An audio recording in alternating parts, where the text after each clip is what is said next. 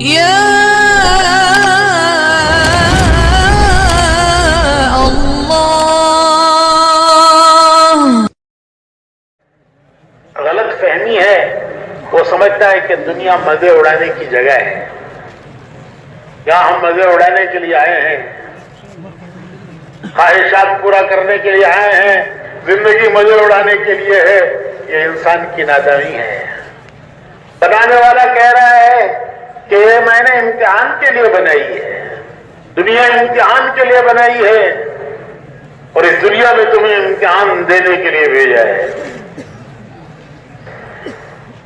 زندگی امتحان ہے، کبھی خوشیاں دے کر امتحان لیتے ہیں، کبھی غم دے کر امتحان لیتے ہیں۔ صحت بھی امتحان ہے، بیماری بھی امتحان ہے، جوانی بھی امتحان ہے، بڑھاپا بھی امتحان ہے۔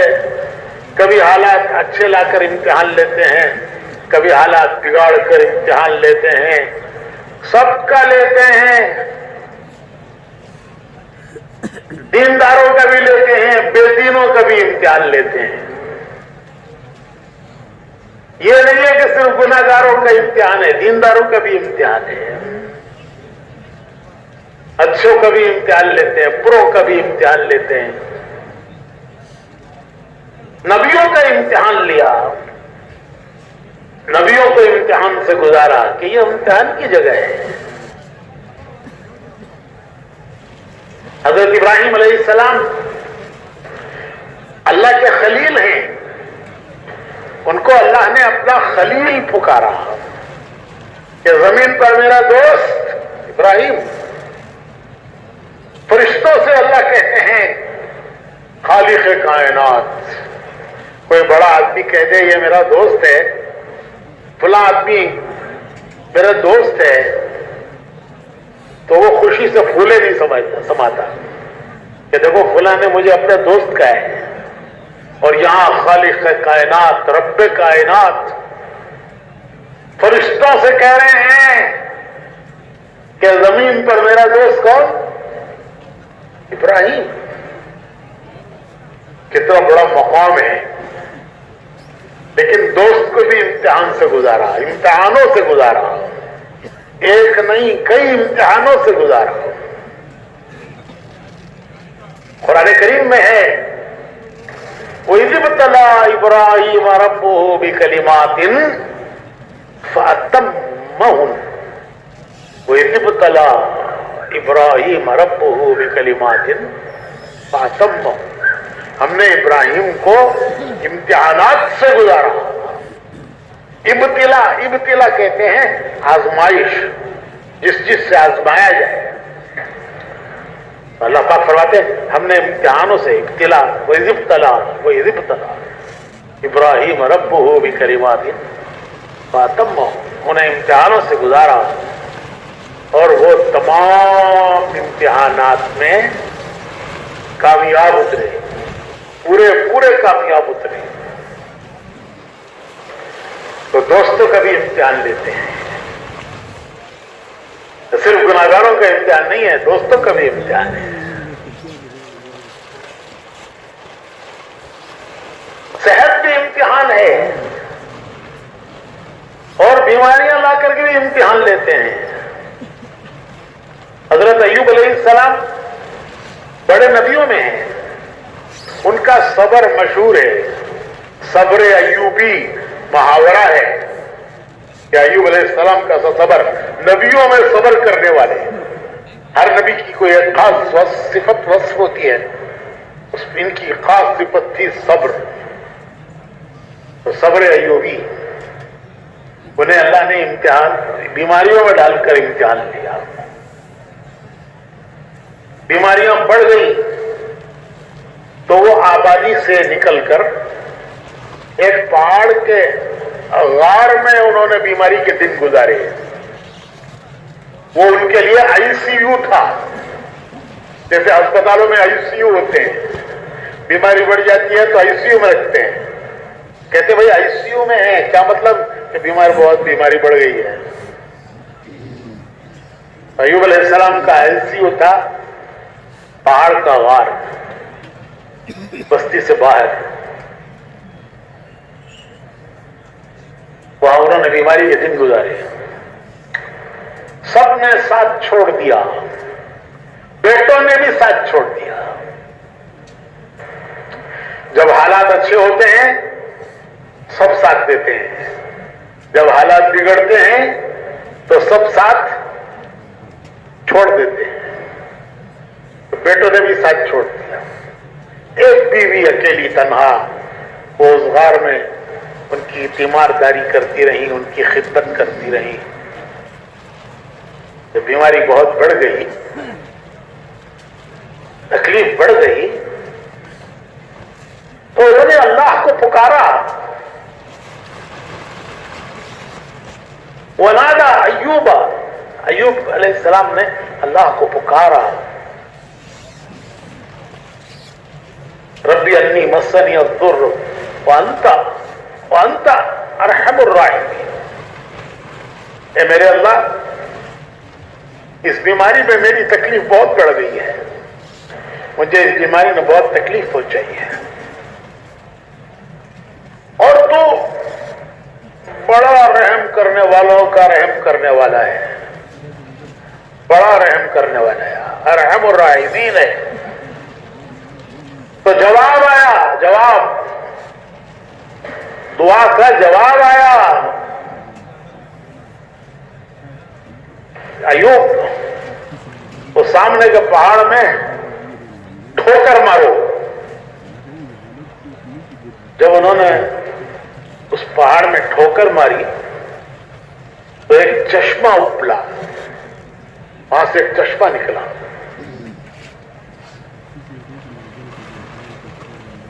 جیسے اسماعیل علیہ السلام کی ایڑیوں کی رگڑ سے زمزم نکلا، تو ایوب علیہ السلام کی ٹھوکر سے چشمہ نکلا.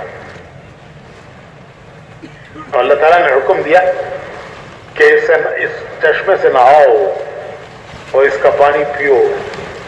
جب انہوں نے نہایا اور اس کا پانی پیا تو سب بیماریاں دور ہو گئی. وہ چشمہ آج بھی ہے، وہ غار بھی ہے، وہ چشمہ بھی ہے. ترکی میں ایک شہر ہے عرفہ، اس شہر کے پاس پہاڑوں میں وہ غار ہے، وہ چشمہ ہے. تو لوگ وہاں کا پانی کینوں میں بھر بھر کے لے جاتے ہیں کہ اس کی برکت سے ہمارے بیمار اچھے ہو جائیں گے. پیتے بھی ہیں، کینوں میں بھر کے لے بھی جاتے ہیں. تو ہم نے بھی پیا وہ پانی، ہم نے بھی پیا. ایسا ٹھنڈا میٹھا پانی کہ آپ کا اقوا پینا جھٹ مارتا ہے. اس کے سامنے یہ بوتلوں کا پانی جھٹ مارتا ہے، ایسا ٹھنڈا میٹھا پانی. تو نبیوں کو امتحانات سے گزارا. ایک صاحب مجھ سے کہنے لگے کہ صاحب کیا بتائیں، ہمارے یہاں کے فلاں کارکن بڑے اچھے کام کرنے والے، کیسی قربانیاں دینے والے، پیدل جماعتوں میں پھرے، ملکوں میں گئے، 4 مہینے کتنی مرتبہ لگائے، نیک آدمی، پرہیزگار، نمازی، پرہیزگار، ذکر دعا کرنے والے. مولوی صاحب ان کو کرونا ہو گیا. تعجب سے کہنے لگے ان کو کرونا ہو گیا. ارے یہ تو بھائی دنیا ہے، یہاں سب کو ہوگا. وہ تو جنت ہے جہاں کوئی کرونا نہیں ہے، نہ وہاں کوئی کووڈ ہے، نہ وہاں کوئی کرونا ہے. وہ تو مزے اڑانے کی جگہ ہے، خواہشہ پوری کرنے کے لیے اللہ نے دنیا نہیں بنائی ہے، جنت بنائی ہے. یہاں امتحان سے گزر جاؤ اور وہاں اللہ کی نعمتوں میں داخل ہو جاؤ. جب روح نکالنے کے لیے فرشتے آئیں گے، جب فرشتے روح نکالنے کے لیے آئیں گے تو کہیں گے ارجعی الی ربک راضیۃ مرضیہ فادخلی فی عبادی وادخلی جنتی. تو فرشتے کہیں گے چل رب کریم کی بارگاہ کی طرف چل، ارجع الی ربک راضیۃ مرضیہ، چل رب کریم کی بارگاہ کی طرف چل، ایسے رب کی طرف کہ وہ تجھ سے راضی، تو اس سے راضی، راضیۃ مرضیہ، وہ تجھ سے راضی، تو اس سے راضی۔ فادخلی فی عبادی، اس کے نیک بندوں میں داخل ہو جا اور اس کی جنت میں داخل ہو جا۔ حدیث میں شریف میں آتا ہے اس کی روح جسم سے ایسے نکل آئے گی جیسے آٹے میں سے بال نکل آتا ہے۔ تو بھائیو، زندگی امتحان کی گھڑیاں ہیں۔ یہاں دنیا میں آنے سے پہلے تمام روحوں نے عہد کیا تھا، عالم ارواح کہتے ہیں جہاں روحیں ہیں، قیامت تک آنے والے انسانوں کی روحیں آج ہیں عالم ارواح میں۔ سب روحوں کو اللہ نے ایک ساتھ پیدا کیا، پھر اپنے اپنے وقت پر ان کو جسم دے کر دنیا میں بھیجتے ہیں، لیکن تمام انسان قیامت تک کے آنے والے انسانوں کی روحیں عالم ارواح میں ہیں۔ جب عالم ارواح میں اللہ نے روحوں کو پیدا فرمایا، سب سے ایک عہد لیا، ایک عہد لیا کہ کیا میں تمہارا رب نہیں ہوں؟ اور سب نے اقرار کیا کہ بے شک آپ ہمارے رب ہیں، آپ ہی ہمارے رب ہیں۔ تو اس اقرار کا امتحان دنیا میں ہے، یہاں بیٹھ کر امتحان لیتے ہیں کہ کتنا اس اقرار پر جمتا ہے اور چلتا ہے اور کتنا اس اقرار کو بھلا دیتا ہے۔ عالم ارواح کے اقرار کا امتحان دنیا میں ہے۔ حضرت سیدنا علی رضی اللہ تعالیٰ عنہ فرماتے ہیں کہ عالم ارواح میں جو میں نے اقرار کیا تھا، قالوا بلا، اللہ نے پوچھا کہ میں تمہارا رب نہیں ہوں؟ تو ہم نے سب کی روحوں نے فرعون، حامان، شداد، نمرود، ان سب کی روحوں نے جواب دیا، قالوا بلا، بے شک آپ ہمارے رب ہیں۔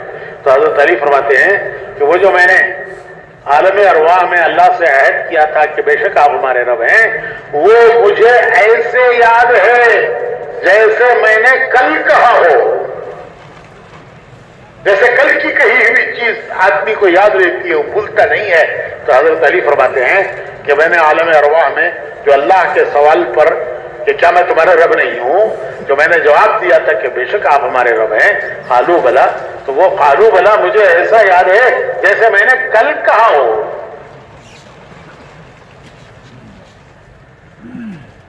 تو بھائیو، ایک امتحان کی جگہ پر ہم ہیں اور ہمارا ہر فعل، ہر عمل، ہر حرکت، ہر بول وہ امتحان ہے۔ ہاں، نیک لوگوں کے امتحان میں، گناہگاروں کے امتحان میں ایک فرق ہے۔ نیک لوگوں کے امتحان میں اور گناہگاروں کے امتحان میں فرق یہ ہے کہ نیک لوگوں کی ابتدا ناگواریوں سے، مشکلوں سے، ناگواریوں سے، اور ان کا انجام کامیابی ہے۔ ابتدا ناگواریوں سے، حضور صلی اللہ علیہ وسلم پر 13 سال مکے کی ناگواریاں، 13 سال ہر طرح کی ناگواریاں، روزانہ کی ناگواریاں۔ پھر مدینے آئے تو مدینے میں بھی چین سے بیٹھنے نہیں دیا، کبھی بدر ہے، کبھی احد ہے، کبھی خندق ہے، اور انتہا کامیابی۔ اور نیک لوگوں کی ابتدا مشکلوں سے ہے، ناگواریوں سے ہے، اور انتہا کامیابی۔ اور گناہگاروں کی ابتدا وہ عیش و عشرت سے ہے، مزے اڑانے سے ہے، عیش عشرت، مزے اڑانا، اور انتہا ناکامی۔ اللہ تعالیٰ نے مصر کے تخت پر فرعون کو بھی بٹھایا، یوسف علیہ السلام کو بھی بٹھایا۔ مصر کے تخت پر فرعون بھی بیٹھا اور یوسف علیہ السلام بھی بیٹھے۔ یوسف علیہ السلام کی ابتدا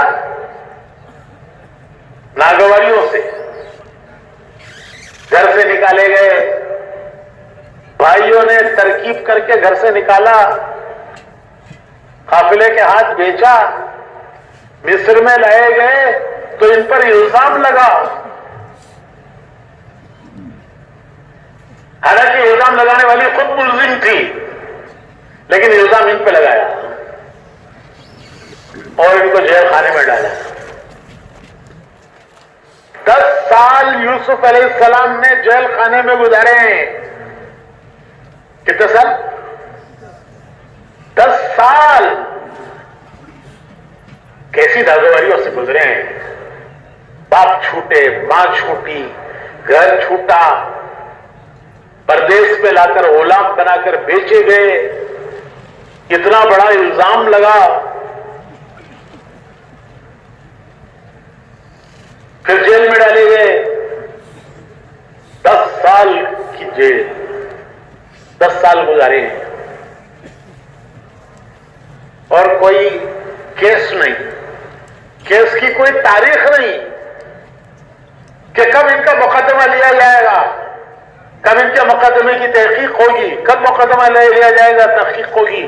ایک پردیسی ہے، جیل خانے میں پڑا ہوا ہے، اس کا کوئی پرسان حال نہیں ہے، کوئی اس کا والی وارث نہیں ہے، دن گزر رہے ہیں، مہینے گزر رہے ہیں، سال گزر رہے ہیں، 10 سال کیسی ابتلا سے گزرے۔ تو ابتدا ناگواریوں سے اور انتہا پھر حکومت کے تخت پر بٹھائے گئے۔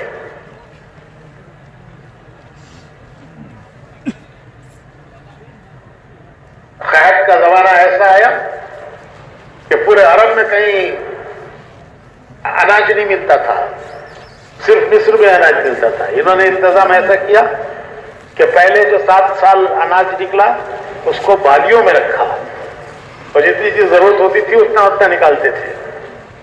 پھر اگلے 7 سال جو قحط کے آئے، پورے عرب میں قحط پڑا،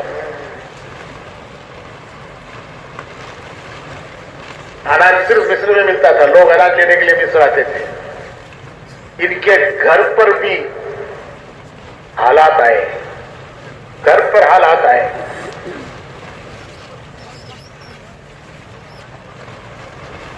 کھانے کے لیے کچھ نہیں رہا گھر میں۔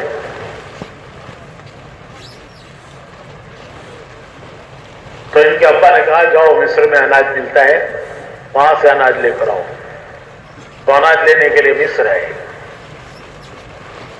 نبی کا گھر میں کچھ کھانے کے لیے نہیں رہا، اناج سب ختم ہو گیا، کھیت جل گئے، قحط کی وجہ سے سوکھا پڑا۔ نبی ہے گھر میں اور ایسی مشکل سے زندگی گزر رہی ہے۔ تو ان کے بھائی آئے، یوسف علیہ السلام تخت پہ بیٹھے ہیں، ان کے آرڈر سے، ان کے حکم سے اناج ملتا ہے کہ کس کو کتنا اناج دینا ہے۔ تو اناج دینے کے لیے کون آئے ہیں؟ بھائی آئے۔ زمانہ گزر گیا، پتہ نہیں کتنا زمانہ گزر گیا، بچھڑے ہوئے کہ بھائیوں نے ان کو پہچانا نہیں کہ یہ مصر کے تخت پر بیٹھا ہوا ہمارا بھائی ہو سکتا ہے۔ ہم نے تو بیچ دیا تھا، پھر پتہ نہیں کہاں گیا۔ یوسف علیہ السلام اپنے بھائیوں کو پہچان گئے، یہ میرے بھائی۔ اور انہوں نے آ کر دربار میں یوسف علیہ السلام سے یہ کہا کہ ہم شریف گھر کے لوگ ہیں، ہمارے گھر پر بہت مشکل پڑی ہے، ہمارے کھیت سوکھ گئے، ہمارے پاس گھر میں کھانے کے لیے کچھ رہا نہیں، جو کچھ ہمارے گھر میں بچا ہوا تھا وہ سمیٹ کر ہم لائے ہیں۔ جو آپ ہمیں اناج دیں گے یہ اس کی قیمت نہیں ہے، جو ہمارے پاس تھا وہ ہم پیش کر رہے ہیں، اور جو آپ ہمیں اناج دیں گے وہ ہمارے اوپر احسان ہوگا۔ تو 1 سال اناج دیا، دوسرے سال یہ فرمایا کہ پھر آؤ گے تو پھر اگلے سال کا دیں گے، اور اپنے بھائی کو بھی ایک چھوٹا جو تمہارا چھوٹا ہوا ہے اسے بھی لے کر آؤ۔ اور جب وہ اناج لینے کے لیے دوسرے سال نکلتے ہیں تو یعقوب علیہ السلام اپنے بیٹوں سے کہتے ہیں کہ بیٹو جب مصر جاؤ تو یوسف کو تلاش کرو، مصر جاؤ تو یوسف کو تلاش کرو، شاید کہ اللہ مجھے اس سے ملنا نصیب کرے۔ بھائی کہنے لگے کہاں کا یوسف؟ ارے کہاں کا یوسف؟ بڑھاپے میں ایسے ہی خیالات آتے ہیں، بڑھاپے میں آدمی کو ایسے ہی خیالات آتے ہیں۔ کہاں کا یوسف؟ برسوں گزر گئے، گھر سے بچھڑے ہوئے برسوں گزر گئے، یہ بھی پتہ نہیں زندہ ہے کہ مر گیا، اور زندہ ہے تو کہاں ہے؟ اور یہ دیکھو بوڑھے میاں کہہ رہے ہیں یوسف کو تلاش کرو۔ کہاں جا کے سمندر میں تلاش کریں گے مچھلی کو؟ تو حضرت یوسف علیہ السلام کہتے ہیں کہ بیٹو، میرے بیٹو، میں اللہ کی رحمت سے مایوس نہیں ہوں، میں اللہ کی رحمت سے مایوس نہیں ہوں۔ مجھے اللہ میرے یوسف سے ملنا نصیب کرے گا، اس سے ملنا مجھے نصیب کرے گا اللہ۔ جاؤ تم تلاش کرو، میں اللہ کی رحمت سے مایوس نہیں ہوں۔ علماء نے لکھا ہے کہ ایک مومن کا کام یہ ہے، ایک مومن کا کام یہ ہے کہ حالات پہاڑوں کی طرح ہوں، سمندروں کی طرح گہرے ہوں، تو بھی وہ اللہ کی رحمت پر امید رکھے، بھروسہ رکھے، کبھی امید نہ چھوڑے کہ مالک بڑا مہربان ہے، ہمارا مولا بہت مہربان ہے، بڑا مہربان مالک ہے۔ تو حالات اللہ سے مانگنا نہیں ہے، اللہ سے عافیت مانگنی ہے۔ ایک صحابی آئے حضور کی خدمت میں، بڑا برا حال تھا۔ حضور نے ان سے پوچھا کہ کیا تمہارا برا حال بنا ہوا ہے، تم نے اللہ سے کیا مانگا؟ تو وہ صحابی کہنے لگے میں نے اللہ سے صبر مانگا۔ تو حضور نے فرمایا کہ صبر مانگا تو مصیبت مانگی، ارے مصیبت آئے گی جبھی تو صبر کرے گا، تو تو نے صبر مانگا تو مصیبت مانگی، کیوں مانگا تم؟ تو انہوں نے عرض کیا کہ حضور پھر میں کیا مانگوں؟ تو حضور نے فرمایا اللہ سے عافیت مانگو، اللہم انی اسألک العفو والعافیہ فی الدنیا والآخرہ۔ اللہ سے عافیت مانگو، کیوں کہ ہم امتحان کے قابل نہیں ہیں، اللہ سے عافیت مانگنا۔ اور حالات آئیں تو علماء نے لکھا ہے کہ مومن کا کام ہے کہ ہر حال میں وہ اللہ سے امید رکھے، اس پر بھروسہ رکھے، اس پر امید رکھے۔ کبھی کسی حال میں، چاہے وہ پہاڑوں کی طرح ہوں، چاہے وہ سمندر کی گہرائیوں کی طرح ہوں، وہ کبھی اللہ سے مایوس نا امید نہ ہو۔ تو بھائیوں میں عرض کرا تھا کہ امتحان تو سب کا ہوگا، ہاں ہر ایک کا امتحان اس کے ظرف کے اعتبار سے، اس کی استعداد کے اعتبار سے، بڑوں کا امتحان ان کی ایمان کی بڑائی کے اعتبار سے، اور ہمارا ایمان ہمارے ایمان کی کمزوری کے اعتبار سے۔ گھڑا خریدتے ہیں، پہلے زمانے میں تانبے کے گھڑے ہوتے تھے، سو بجا بجا کے خریدتے تھے۔ تو گھڑا خریدتے ہیں تو اس کو ٹھوک بجا کے خریدتے ہیں، تانبے کے گھڑے کو بھی بجا کے دیکھتے ہیں، اور مٹی کے گھڑے کو بھی بجا کے دیکھتے ہیں۔ لیکن جتنے زور سے تانبے کے گھڑے کو بجاتے ہیں، اگر اتنے ہی زور سے مٹی کے گھڑے کو بجا کے دیں گے تو کیا ہوگا؟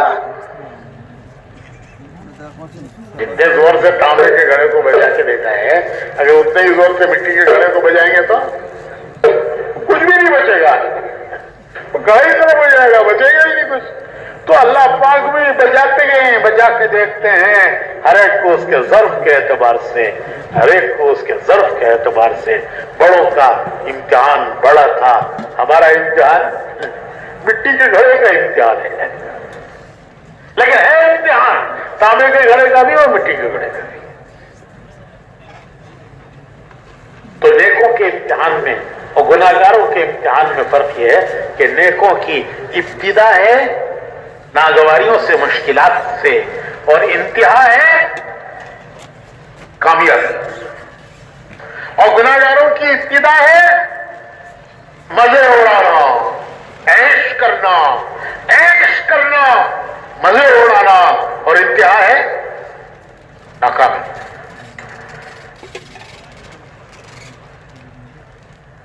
पिंजरा खरीदते हैं परिंदे के लिए भी, और पिंजरा खरीदते हैं चूहे के लिए भी।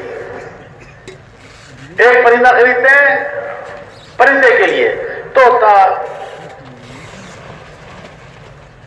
परिंदा, चिड़िया, तोता, इनके लिए एक परिंदा खरीदते हैं, और एक पिंजरा खरीदते हैं चूहे के लिए भी। दोनों एक से हैं, दोनों एक से हैं। लेकिन परिंदे का पिंजरा प्यार से है, मोहब्बत से है, उसकी हिफाजत के लिए है कि कहीं बिल्ली हाथ न मार दे। कबूतर को, तोते को बिल्ली हाथ मारती है, उसका खून पी जाती है, तो मेरे तोते को, मेरे कबूतर को बिल्ली हाथ ना मारे। तो पिंजरा खरीद बनाया है, उसके लिए खरीदा है प्यार से, मोहब्बत से, हिफाजत के लिए, हिफाजत के लिए। और चूहे का परिंदा, चूहे का पिंजरा, वो भी हिफाजत के लिए है कि मेरे घर से कहीं और ना जाए।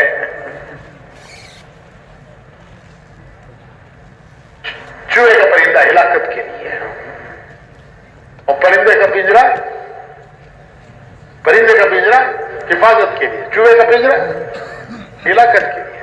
उसे भी खिलाते हैं, इसे भी खिलाते हैं, परिंदे को भी खिलाते हैं, प्यार से खिलाते हैं। उसकी आवाज प्यारी है, उसकी पुकार प्यारी है, उसे भी खिलाते हैं। और चूहे को उससे अच्छा खिलाते हैं, चूहे को उससे अच्छा खिलाते हैं। हमारे इलाकों में नारियल भून कर, रोस्ट करके लगाते हैं चूहे के लिए। नारियल रोस्ट करो तो बड़ी खुशबू आती है उसमें। तो बच्चा कहता है अम्मा मुझे दे, वो कहते नहीं नहीं जा, ये चूहे के लिए है। तो क्या चूहा प्यारा है बच्चे से? नहीं, ये उसके पकड़ने, उसे पकड़ने के लिए, और जब कब्जे में आ जाता है तो फिर याद दिला दिला के उसे मारती है। बच्चे के यूनिफॉर्म कतरे मारे, किताबें कतर डाली मारे। तो मेरे भाइयों, मिस्र के तख्त पर यूसुफ अलैहिस्सलाम को भी अल्लाह ने बिठाया, फिरौन को भी बिठाया। एक की इब्तिदा मुश्किलात से, इंतहा कामयाबी। दूसरे की इब्तिदा ऐश और इशरत से है, और इंतहा डुबो के मारा है। हामान, जद्दूआद, नमरूद, इन सब की इब्तिदा है ऐश और इशरत से, इंतहा है नाकामियों से।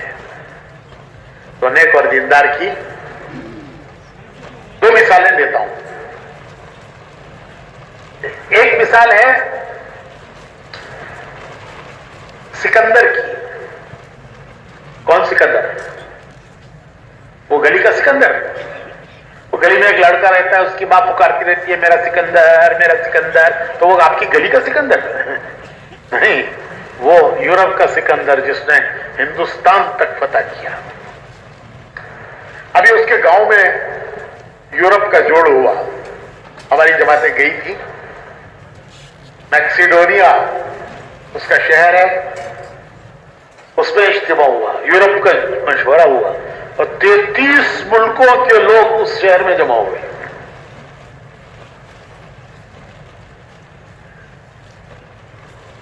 तो वो सिकंदर जिसने हिंदुस्तान तक फतह किया, बड़े बड़े बादशाहों को शिकस्त दी, उनको तख्तों से उतारा, उनके हजारों साल के जमा किए हुए उनके बाप दादा, सकड़ दादा के जमाने के खजाने, खानदानी खजाने जो उन बादशाहों ने जमा कर रखे थे, वो सिकंदर ने लूट लिए।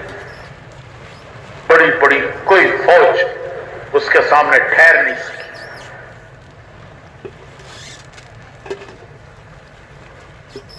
ہر ایک کو فتح کرتا چلا گیا. یہاں وقت ہندوستان آیا تو آگے بڑھنے سے اس کی فوج نے انکار کر دیا کہ اتنا زمانہ گزر گیا، اتنی دور کا سفر کہ جتنا سفر کرنا کوئی سوچ نہیں سکتا تھا اس زمانے میں. انہوں نے صرف سفر نہیں کیا، راستے کی سب حکومتوں کو شکست دی. روز اٹھنا اور جنگ لڑنا. تو فوجی تھک گئے.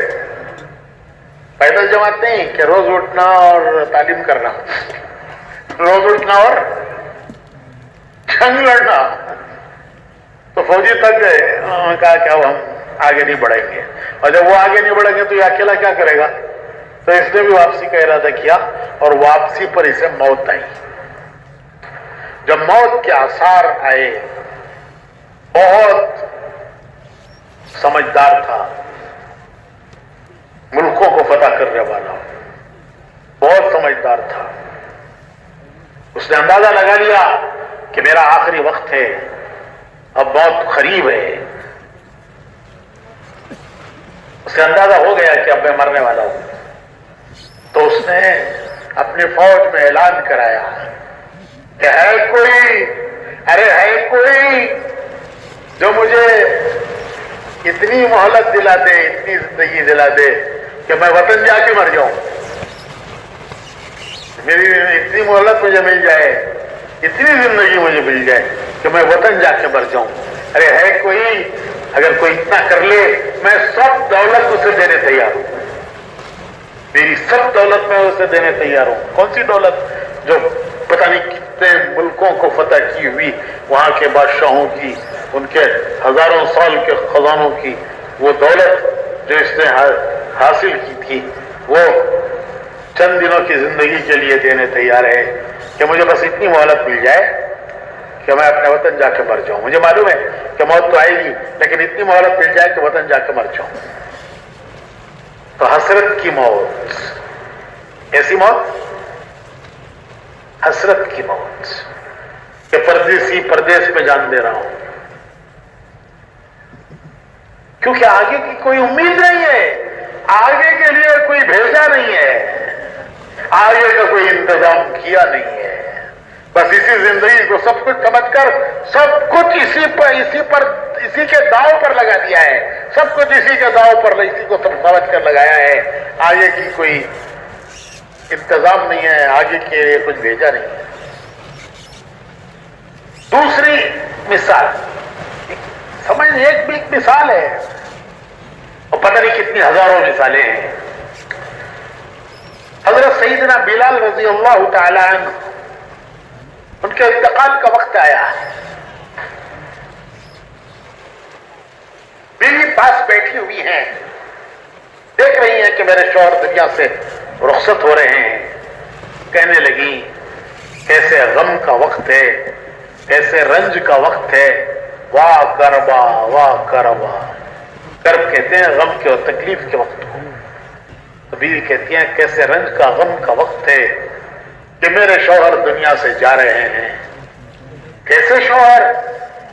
مسجد نبوی کے مؤذن، اسلام کے پہلے مؤذن، اسلام کے پہلے مؤذن، حضور کے ہر وقت کے خادم، وہ دنیا سے جا رہے ہیں. اس سے زیادہ رنج کا، غم کا کیا وقت ہوگا؟ تو بلال رضی اللہ تعالیٰ عنہ سنتے ہیں، بیوی کی بات سن کر کہتے ہیں تو غلط کہہ رہی ہے، یہ رنج و غم کا وقت نہیں ہے، یہ خوشی کا وقت ہے، یہ خوشی کا وقت ہے. تھوڑی دیر میں دنیا سے رخصت ہونے والا ہوں، میں تھوڑی دیر میں دنیا سے جاؤں گا. میرے آقا محمد الرسول اللہ صلی اللہ علیہ وسلم میرے انتظار میں ہیں، وہ میرے انتظار میں ہیں. کہ آج کون آ رہا ہے؟ آج بلال آ رہا ہے، آج بلال آ رہا ہے. میرے دوست، ان کے دوست کون؟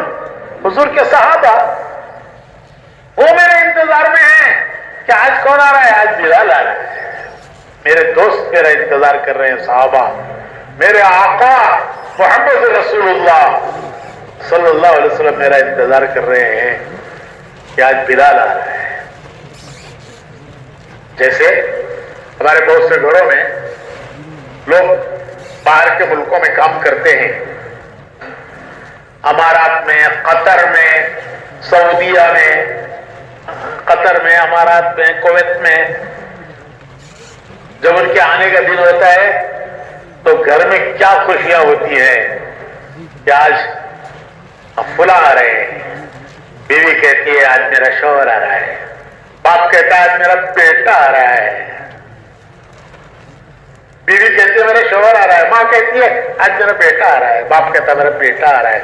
ابھی تھوڑی دیر میں لاہور ایئرپورٹ پہ اترے گا، اسلام آباد ایئرپورٹ پہ اترے گا، اور تھوڑی دیر میں گھر پہنچے گا. گھر میں بریانی پک رہی ہے، گھر میں بریانی پک رہی ہے کہ آج بیٹا آ رہا ہے. شوہر بھی کہتے شوہر آ رہا ہے، ادھر یہ خوش ادھر وہ خوش کہ تھوڑی دیر میں گھر پہنچوں گا، وہاں میرا پورا کنبا میرے انتظار میں خوشیوں میں میرے لیے کھانے تیار کر کے بیٹھا ہوا ہے. تو یہ کیفیت ہے حضرت بلال کی. کہتے ہیں کہ تھوڑی دیر میں جاؤں گا اور وہاں میرے آقا محمد رسول اللہ صلی اللہ علیہ وسلم وہ میرا انتظار کر رہے ہیں کہ آج میرا بلال آ رہا ہے. صحابہ انتظار کر رہے ہیں کہ آج میں ہمارا بلال آ رہا ہے. تو بھائیو، ابتدا مشقتوں سے، مشکلوں سے، کیا کیا مشقتیں، کیا کیا مشکلیں اٹھائی وہ تو تاریخ ہے، اور انتہا کامیابی ہے، انتہا کامیابی. دینداروں کی ابتدا ناگوائیوں سے، انتہا کامیابی.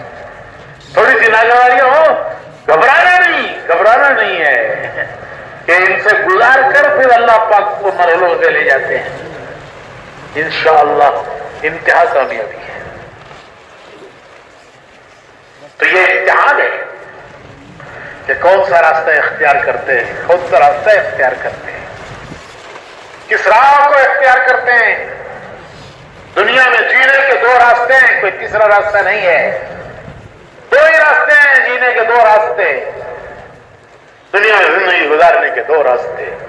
ایک راستہ ہم دیکھیں گے کہ ہمارا مالک کیا چاہتا ہے، ہم نہیں دیکھیں گے ہمارا جی کیا چاہتا ہے، ہم نہیں دیکھیں گے زمانہ کیا چاہتا ہے، ہم نہیں دیکھیں گے دنیا والے کیا چاہتے ہیں، ہم نہیں دیکھیں گے کہ ہمارا نفس کیا چاہتا ہے، دنیا والے کیا چاہتے ہیں، زمانہ کیا چاہتا ہے، زمانہ کیا کر رہا ہے. لوگ کہتے ہیں زمانے کو دیکھ کے چلو، حالات کو دیکھ کے چلو. نہیں، ہم تو حکم کو دیکھ کے چلیں گے. ہم نہیں دیکھیں گے دنیا کیا چاہتی ہے، زمانہ کیا چاہتا ہے، ہم دیکھیں گے ہمارا مالک کیا چاہتا ہے، کیونکہ ہم نے اس کو مالک مانا ہے. ہم نے عہد کیا ہے لا الہ الا اللہ محمد رسول اللہ. یہ ہم نے عہد کیا ہے. ہمارے پیدا ہوتے ہی سب سے پہلے ہمارے ایک کان میں اذان دی گئی ہے، ہمارے ایک کان میں اقامت پڑی گئی ہے کہ تم دنیا میں آئے ہو، یہاں جینے کا یہ راستہ ہے، یہ راستہ ہے، یہ تمہاری زندگی کا دستور ہے، یہ تمہاری دنیا میں جینے کا راستہ ہے. ایک کان میں سب سے پہلے اذان دی گئی، ایک کان میں اقامت پڑی گئی. اس کو سامنے رکھ کر دنیا میں جینا ہے کہ ہم سے عہد لیا گیا ہے، عالم ارواح سے لیا گیا ہے، اور یاد دلایا گیا ہے. دنیا میں آتے ہی عہد لیا گیا، عالم ارواح میں دنیا میں آتے ہی یاد دلایا گیا کہ اس عہد کو یاد رکھ کے چلو، یہ راستہ ہے تمہارے دنیا میں جینے کا. تو دنیا میں جینے کے دو راستے ہیں. ایک راستہ یہ ہے ایک راستہ یہ ہے کہ آدمی اپنی خواہشات کو دیکھ کے چلے. کیا کریں گے وہ کریں گے جو ہمارا جی چاہتا ہے، وہ کریں گے جو ہمارا جی چاہتا ہے. نہیں، ہم نے ایک عہد کیا ہے، ہم وہ کریں گے جو ہمارا رب چاہتا ہے. مولانا الیاس صاحب رحمۃ اللہ علیہ فرمایا کرتے تھے کہ یہ محنت جی چاہی سے نکلنے کی ہے اور رب چاہی کی طرف آنے کی ہے. یہ ساری محنت جو ہو رہی ہے یہ ساری محنت جی چاہیوں سے، فرمایا کرتے تھے جی چاہیوں سے نکلنے کی ہے۔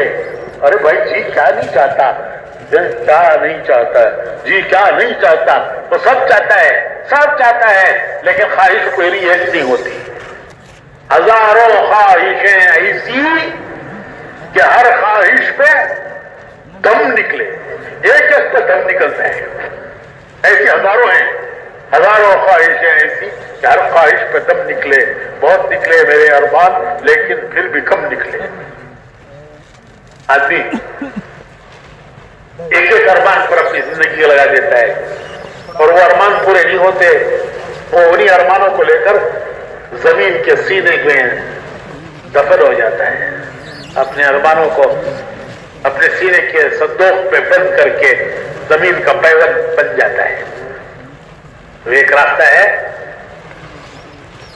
تو مولانا ایسا فرماتے تھے کہ یہ ساری محنت جی چاہیوں سے نکلنے کی ہے، بہت کچھ جی چاہتا ہے ان سے نکلنے کی ہے، اور رب چاہی کی طرف آنے کی ہے، جی چاہیوں سے نکلنے کی ہے، رب چاہی کی طرف آنے کی ہے۔ تو میرے بھائیوں یہ ہمارا راستہ نہیں ہے، ہم نہیں دیکھیں گے ہمارا جی کیا چاہتا ہے، ہم نہیں دیکھیں گے یہ دنیا کیا چاہتی ہے، ہم نہیں دیکھیں گے یہ زمانہ کیا چاہتا ہے، ہم دیکھیں گے ہمارا رب کیا چاہتا ہے، ہم وہ کریں گے جو ہمارا رب چاہتا ہے، ہم وہ نہیں کریں گے جو ہمارا جی چاہتا ہے۔ کیوں کہ ہم نے بندگی کا اقرار کیا ہے، ہم نے اللہ سے بندگی کا اقرار کیا ہے کہ تو ہمارا رب ہے، ہم تیرے بندے ہیں، ہم تیرے بندے ہیں، بندے۔ بندگی بہت بڑا اعزاز ہے۔ ارے اللہ کہے میرا بندہ، اللہ کہے میرا بندہ، کتنا بڑا اعزاز ہے ہمارا کہ اللہ کہے میرا بندہ۔ تو بندگی ہمارا اعزاز ہے، بندگی ہمارا رشتہ ہے اللہ سے۔ ایمان کے دو وائر، کرنٹ کے دو وائر، ایمان کے دو وائر، لا الہ الا اللہ ایک وائر، محمد الرسول اللہ دوسرا وائر، دونوں کا کنیکشن ہوتا ہے تو اجالا، اور کنیکشن ٹوٹتا ہے کٹتا ہے تو کنیکشن کٹا وائر کا تو اندھیرا، اندھیرا، کیونکہ کنیکشن کٹا ہے تو دنیا اندھیروں میں جی رہی ہے، اندھیروں میں جی رہی ہے۔ کیوں کہ مالک سے کنیکشن کٹا ہے، خالق کائنات سے، پیدا کرنے والے سے کنیکشن کٹا ہے۔ وائر کا کنیکشن کٹ گیا، اندھیرا، مالک سے کنیکشن کٹ گیا، دنیا اندھیروں میں دنیا اندھیروں میں جی رہی ہے، اندھیروں میں جی رہی ہے۔ غفلت کے اندھیرے، گناہوں کے اندھیرے، غفلت کے، گناہوں کے، خواہشات کے اندھیرے، ان اندھیروں میں آج دنیا جی رہی ہے۔ اور روشنی ہے، نور ہے، لا الہ الا اللہ، یہ اللہ سے رشتہ، محمد رسول اللہ، یہ اللہ کے پیارے نبی سے رشتہ، اللہ کا رشتہ، لا الہ الا اللہ، اس کے بندے ہیں، اللہ کا رشتہ کہ ہم اس کے بندے ہیں، وہ ہمارا رب ہے۔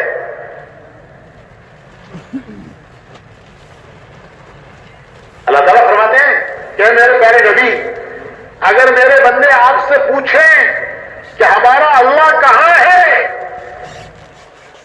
آپ سے اگر میرے بندے پوچھیں ہمارا اللہ کہاں ہے، وہ اللہ جس کے سامنے ہم ہاتھ باندھ کے کھڑے ہوتے ہیں، جس کے سامنے ہم زمین پر ماتھا ٹیکتے ہیں، ناک رگڑتے ہیں، ماتھا ٹیکتے ہیں، ہاتھ پھیلا کر اپنی حاجتیں اور ضرورتیں اس سے مانگتے ہیں، وہ ہمارا اللہ کہاں ہے، تو آپ کہہ دیجئے، آپ کہہ دیجئے کہ وہ تمہارے قریب ہے۔ وَإِذَا سَأَلَكَ عِبَادِي عَنِّي، اگر میرے بندے آپ سے میرے بارے میں پوچھیں تو کہہ دیجئے فَإِنِّي قریب، وہ تمہارے قریب ہے، تمہارے قریب ہے۔ کتنا قریب ہے، کتنا قریب ہے، وَنَحْنُ أَقْرَبُ إِلَيْهِ مِنْ حَبْلِ الْوَرِيدِ، وہ تمہاری جان کی رگ سے زیادہ قریب ہے، یعنی جتنی تمہاری جان تمہارے قریب ہے اس سے زیادہ تمہارا اللہ تمہارے قریب ہے۔ میرے بندو مجھ سے مانگو، اسی مطابق دائی اذا دعان، مجھ سے مانگو، میں تمہاری پکار سنتا ہوں، تمہاری پکار سنتا ہوں، تمہاری حاجت پوری کرتا ہوں۔ اجیب دعوت الداعی اذا دعان فلیستجیبوا لی ولیؤمنوا بی لعلہم یرشدون، تمہاری پکار سنتا ہوں اور تمہاری دعائیں قبول کرتا ہوں، تمہاری حاجت پوری کرتا ہوں۔ کسی زبان میں مانگو، نماز میں تو قرآن پڑھنا ہے، لیکن دعا وہ کسی زبان میں مانگو، وہ تمہارے دل کی دھڑکنیں سنتا ہے، دل کی آواز سنتا ہے، دل کی دھڑکنیں سنتا ہے۔ مومن کی دعا رد نہیں ہوتی، مومن کی دعا کبھی رد نہیں ہوتی۔ دعا کے قبول ہونے کے 3 طریقے ہیں۔ ایک طریقہ دعا کے قبول ہونے کا یہ ہے کہ جو مانگا مل گیا، جو مانگا وہ مل گیا۔ آدمی سمجھتا ہے میری دعا قبول ہو گئی، کیوں کہ میں نے جو مانگا وہ مل گیا۔ بعض مرتبہ بعض اوقات آدمی ایسی چیزیں اللہ سے مانگتا ہے جو اس کے گلے کا کانٹا بن جاتی ہے، اس کے لیے مصیبت بن جاتی ہے۔ یہ مصیبت مانگ رہا ہے، نادان ہے، نا سمجھ، نادان، اسے خبر نہیں آئندہ کیا ہونے والا ہے۔ یہ نادان آتا ہے، ایسی چیز مانگتا ہے جو اس کے لیے مصیبت بن جاتی ہے۔ لیکن اللہ بڑا مہربان ہے، بڑا مہربان، واللہ رؤوف بالعباد، اپنے بندوں پر بڑا مہربان، اللہ رؤوف بالعباد، بندوں پر مہربان۔ وہ نہیں دیتا جو اس نے مانگا ہے، کیوں کہ اس نے تو مصیبت مانگی ہے۔ ہاں اس کا کوئی بدل دیتا ہے، اس دعا کو جو اس نے مانگی تھی اس کے بدل میں کچھ دیتا ہے۔ اسے سمجھ میں نہیں آتا کہ یہ جو بدل ملا ہے یہ اسی دعا کا ہے۔ اور کبھی ایک مصیبت کو، آنے والی کسی مصیبت کو اس دعا کی برکت سے اللہ دور کر دیتا ہے۔ کوئی مصیبت، کوئی بلا آنے والی تھی، آسمان سے آنے والی کسی بلا کو زمین کی کوئی طاقت ہٹا نہیں سکتی، روک نہیں سکتی، لیکن مومن بندے کی دعا آسمان سے اترنے والی بلا کو بھی روک دیتی ہے۔ تو دعا کی قبولیت کا ایک دوسرا طریقہ ہے کہ اس نے ناسمجھی سے مانگا تھا، اللہ نے اپنی مہربانی سے اس کا بدل دیا، یا اس کی برکت سے کوئی آنے والی بلا و مصیبت کو ہٹا دیا، روک دیا۔ مثال سمجھنے کے لیے، ایک آدمی گائے بکریاں لے کر جنگل میں گیا چرانے کے لیے۔ چرانے والے عام طور پر بھیڑ بکریوں کو چھوڑ کر سو جاتے ہیں درخت کے نیچے، شام کو پھر وہ گائے بکریوں کو جمع کر کے گھر لاتے ہیں۔ تو ایک آدمی گائے بکریاں لے کر جنگل گیا، شام کو جب انہیں جمع کرنے لگا گھر لانے کے لیے تو کیا دیکھتا ہے کہ ایک گائے کو کسی نے مار دیا، پھاڑ دیا۔ اسے بڑا دکھ ہوا، کتنی اچھی گائے، کتنی اچھی بھینس، کتنا اچھا دودھ دیتی تھی، پورا گھر پیتا تھا، پھر بھی بچ جاتا تو میں بیچ کر اس سے اپنی ضرورتیں پوری کرتا، کام چلاتا۔ ایسی بھینس کو کس ظالم نے مارا۔ تو اس سے بڑا غصہ آیا، وہ غصے میں آ کے کہنے لگا، اے اللہ، میں تجھے قسم دیتا ہوں کہ جس نے میری بھینس کو مارا ہے اسے تو میرے سامنے لا کر کھڑا کر، جس نے بھی پھاڑا ہے اسے میرے سامنے لا کر کھڑا کر۔ دعا قبول ہو گئی، شیر آ کر کھڑا ہو گیا۔ اس شیر نے پھاڑا تھا، وہ پھاڑ کے اس کا خون پی کر چلا گیا اپنا کام کر کے. ارے تو نے تو بلایا ہے, تو نے تو دعا مانگی ہے کہ اللہ جس نے مارا ہے اسے لا کے میرے سامنے کھڑا کر. دعا قبول ہو گئی, شیر آ کے سامنے کھڑا ہو گیا. اب اس نے پہلے تیری گائے پھاڑی تھی, اب تجھے پھاڑے گا. اب کیا کرتا ہے؟ ہمارے یہاں ایک تھے ٹیپو سلطان شہید, انہوں نے تلوار سے شیر کا مقابلہ کیا تھا. تو لاٹھی سے کرے گا؟